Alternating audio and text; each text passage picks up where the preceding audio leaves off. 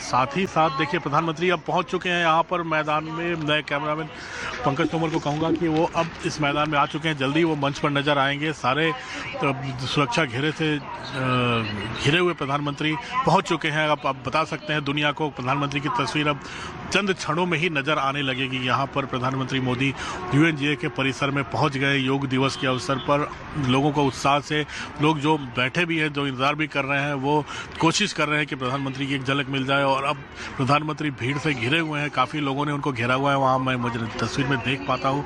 तो अब मंच की तरफ वो धीरे धीरे बढ़ रहे हैं। हर सब की नज़रें प्रधानमंत्री पर है। जितने भी लोग यहाँ पर योग करने के लिए जुटे हैं, सबकी अब देखिए प्रधानमंत्री की पहली झलक।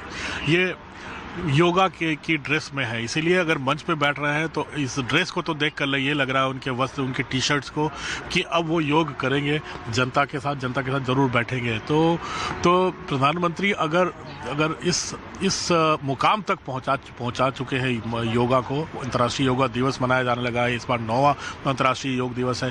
तो इस मुकाम पर पहुंचाने के बाद प्रधानमंत्री अब इससे पीछे नहीं हटने वाले। प्रधानमंत्री खुद यहाँ पहुँचे हैं और लोगों के साथ मिल रहे हैं। अब से कुछ ही देर में वो मंच पर पहुंचेंगे। तस्वीरें देखिए, प्रधानमंत्री अगर मैट पर बैठ रहे हैं, यानी योग प्रधानमंत्री करेंगे यहाँ पर। और प्रधानमंत्री का योग करना, कुछ दिन पहले भी हम लोगों ने तस्वीरें देखी थी। भारत में भी प्रधानमंत्री, अगर पहली बार आपने याद है जब शासन सत्ता संभालने के 1 साल के अंदर ही उन्होंने योग किया था राजपथ पे, जो अब कर्तव्य पथ कहलाता है, जो प्रधानमंत्री ने जिसका नाम कर्तव्य पथ रखा है। रायसीना हिल में राष्ट्रपति भवन से इंडिया गेट को जोड़ने वाला जो रास्ता था, जिसे कभी राजपथ कहा जाता था ब्रिटिश राज के समय से, तो उसे प्रधानमंत्री ने उसका नाम बदलकर कर्तव्य पथ रखा है। वहाँ पर प्रधानमंत्री ने योग किया था। अब प्रधानमंत्री यूनाइटेड नेशन जनरल असेंबली के परिसर में, उनके लॉन्स में, उनके गार्डन में अब योग करेंगे। श्रद्धांजलि महात्मा गांधी को, महात्मा गांधी की स्टैचू भी वहाँ पर है। एक महात्मा गांधी, राष्ट्रपिता महात्मा गांधी, इनको श्रद्धांजलि देना प्रधानमंत्री कभी नहीं भूलते। भारत की आज़ादी में बहुत बड़ा योगदान है। और एक जिसे ब्रिटिश प्राइम मिनिस्टर चर्चिल ने कहा था, नेकेड फकीर जिसने भारत को आज़ादी दिला दी, उनको श्रद्धांजलि देना, कम से कम हर भारतीय को उनको शत नमन करना हर भारतीय का तो बनता ही है, खासकर योग दिवस पे।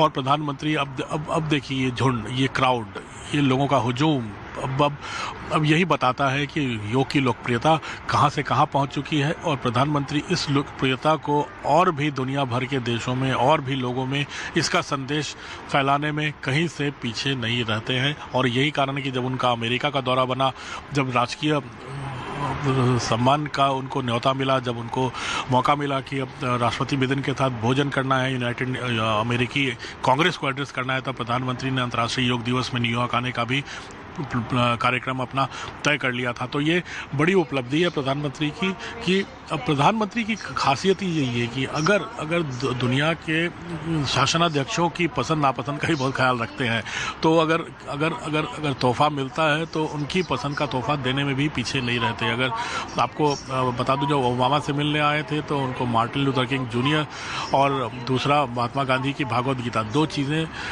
दो किताबें उनको गिफ्ट की थी उन्होंने ओबामा को। और जब वो वहाँ के चले, साथ साथ एक बहुत बड़ा नारा दिया था भारत अमेरिका ने। तो भारतीय अमेरिका के संबंधों को और मजबूत करने में, भारत का पक्ष और मजबूती से रखने में प्रधानमंत्री काफ़ी आगे रहे हैं। और अमेरिका के साथ उनके अच्छे संबंध, राष्ट्रपति ओबामा के साथ उनके अच्छे व्यक्तिगत संबंध भी थे। अब राष्ट्रपति बिदेन ने उनको जब डिनर पे बुलाया है तो ये भी दिखाता है कि अब कितनी बढ़ती ताकत है भारत एक इकोनॉमिक सुपर पावर के रूप में वो उभरा है। कोरोना के समय भारत ने सबसे पहले दवाइयाँ बनाई थी, टीके बनाए, इसके लिए दुनिया भर के देशों को सप्लाई किया। भारत की अपने लोगों को काफ़ी लाइफ सेवर रहा कोरोना के समय। उस समय अर्थव्यवस्था भारत की इकोनॉमिक आर्थिक डोज देकर भारत की काफ़ी मदद की, भारत की इंडस्ट्री को।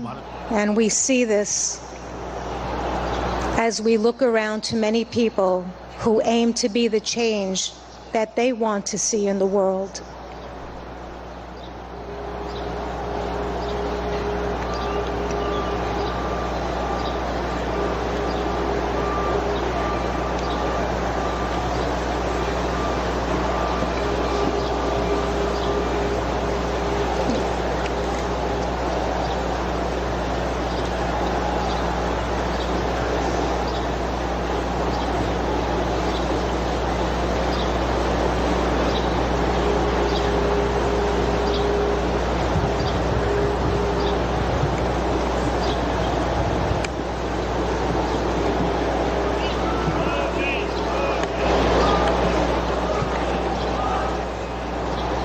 You can hear chants of Modi there as the Prime Minister makes his way towards the podium. He is going to be leading that congregation on the 9th International Day of Yoga. There are at least 185 countries that are represented there, delegates of the United Nations that are present at the UN headquarters in New York.